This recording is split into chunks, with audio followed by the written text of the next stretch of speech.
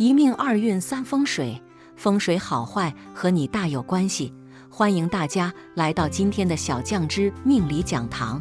今天小酱之主要给大家讲讲，手上有此纹，定是人中龙凤，前途不可估量。在手相学中，手掌上的纹路不仅可以反映出一个人的性格，还与命运和未来的成就息息相关。如果你的手上出现了某些特殊的纹路，这或许意味着你是天生的领导者，前途不可估量，注定在人群中脱颖而出。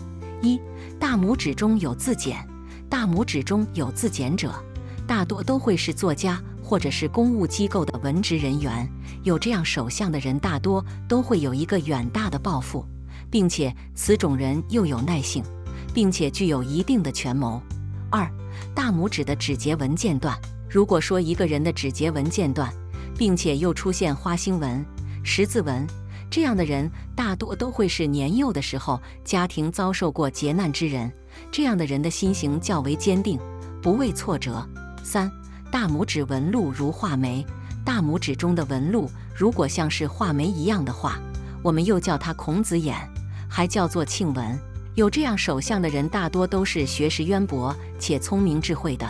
有这种手相的人大多都能够光宗耀祖，并且有这样手相的人大都是心地比较善良的人，能够乐于助人。四、食指较长。食指较长之人大多都是比较有才干的。有这样手相的人大多都会是有领导统御能力的天才。这样的人大多都比较热衷于事业地位的权势，喜欢给别人发号施令。有这样手相的人大多都是会一直充满自信，而且雄心勃勃的。这样的人大多都会有比较出色的成就。五、食指过长。有这样手相的人大多都是太过于自负傲慢。这样的人比较独断专行，具有狂热的工作欲和表现欲望。有这样手相的人有极大的野心以及领导能力。有这样手相的人如果是从事艺术、学术工作，大多都有较深的造诣以及不可限量的成就。六、取用神。这样的人大多都是比较谨慎之人，多谋却多顾忌，比较倾向于顽固、保守、固执，甚至是懦弱畏事。此类人虽然不会遭遇较大挫折，但是因其人内心缺乏自尊与好胜，所以也不会去对事情担负责任。七、食指过短。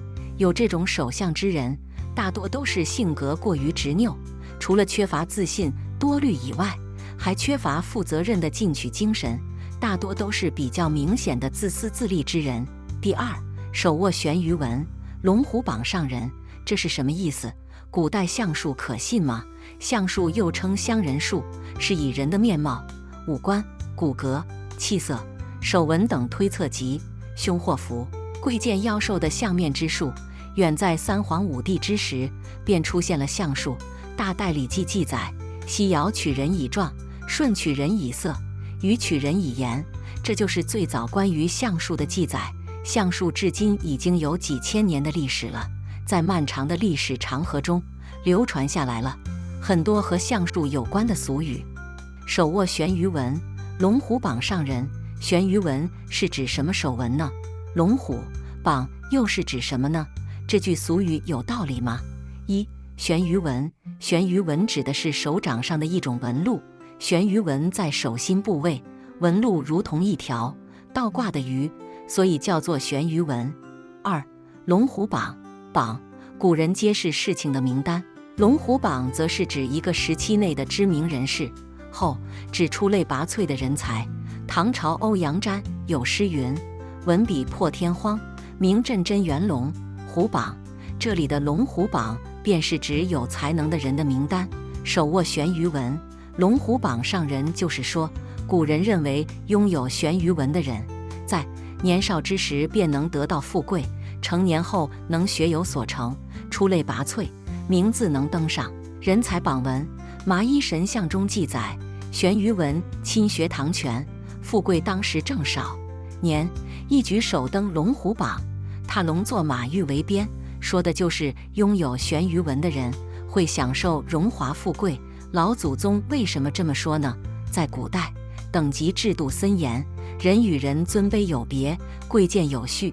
统治阶层为了巩固自己的统治，用迷信思想来安抚被压迫阶层，让他们安于现状，听天由命，掌上悬鱼纹，龙虎榜上人的俗语，便是统治阶层宣传的一种迷信说法。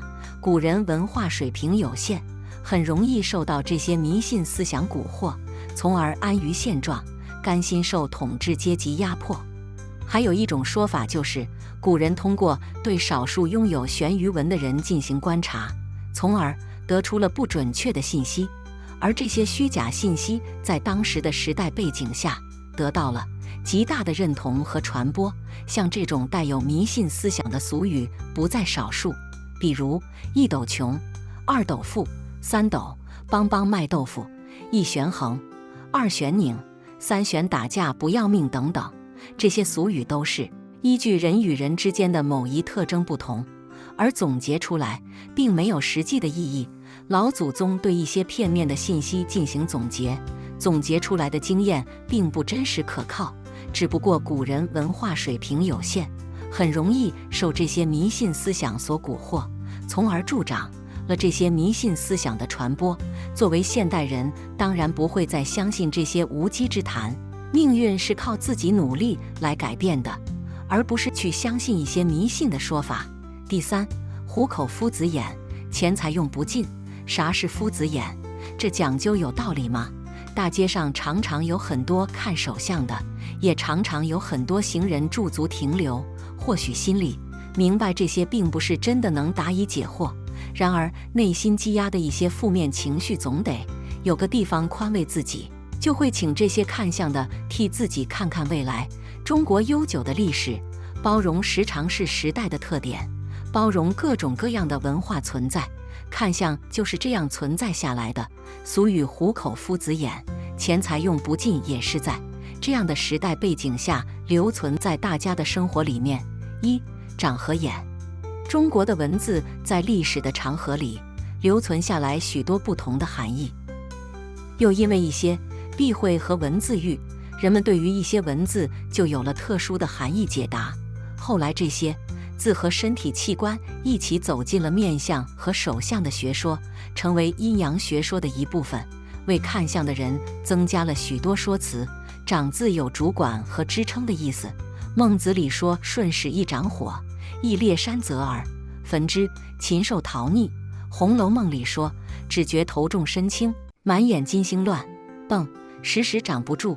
在古代的时候，一个人手握权力，手掌里面会有印章或者虎符，这掌握命运的手就成了人们看相的重点对象。而眼睛呢，是看见世界的窗口。古今小说里面说叫地方公同坐眼，将良公家家财食物变卖了，才会有眼看他高楼起，眼看他宴宾客的见证。眼睛还表示事情的关键所在，才会有节骨眼儿这个词语。就因为眼睛有了这样那样的文字含义，于是成为相士们重点关注的对象。在看相的人看来，手掌和眼睛完全可以表示这个人的运势如何。虎口夫子眼这样的手相是如何确定人的财富呢？二、文字的魅力。手掌是掌管官印的所在，虎口的大拇指则有第一的意思。灵鹫里说赤色出两拳，大如拇指者，病虽小愈，必足死。从这里可以看出古人认为大拇指是5个手指里最强的存在。夫子眼是啥呢？夫子眼就是拇指的第一指节处，有像眼睛一样的纹路，左右手都有的话，代表了一生都会很好。左手代表了前半生，右手代表了后半生。夫子是对古代男性的称呼，后来因为儒学成为显学，成为对孔子的尊称，也泛指为人师表者。韩愈重答张籍书立说自文王梅、武王、周公、成、康相与守之，礼乐皆在，疾呼夫子谓久也。自夫子而疾呼，孟子谓久也。有了夫子眼，就相当于有看透世界本质的力量。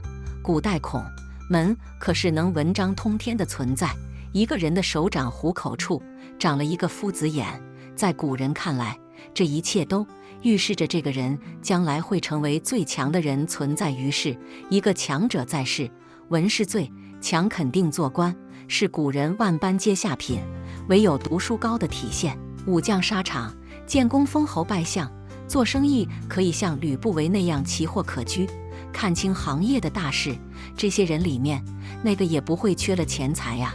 因此，虎口夫子眼就成了大家心目中最为吉祥富贵的存在。虽然不知道是不是真的这样，大部分人都没见过，谁能没事把手给你一直盯着看啊？代表吉祥的文字就这样完美地进入了看相的领域。每个人去看相的时候，内心的想法都是希望得到心灵上的慰藉，困难是不会自己跑的。在压力太大的时候，就想缓解一下内心的压力，从心调整自己的状态，然后向着困难前进，直到最后击败困境，走上人生的另一层台阶。世界是物质的，神灵可能是存在人们内心里的，不然压力太大时，拿什么帮自己缓解成动力呢？好了，今天的分享到这里就结束了，希望大家能够喜欢，记得给小酱汁点点关注和小铃铛，小酱汁会继续给大家分享更多有趣的命理内容，我们下期再见。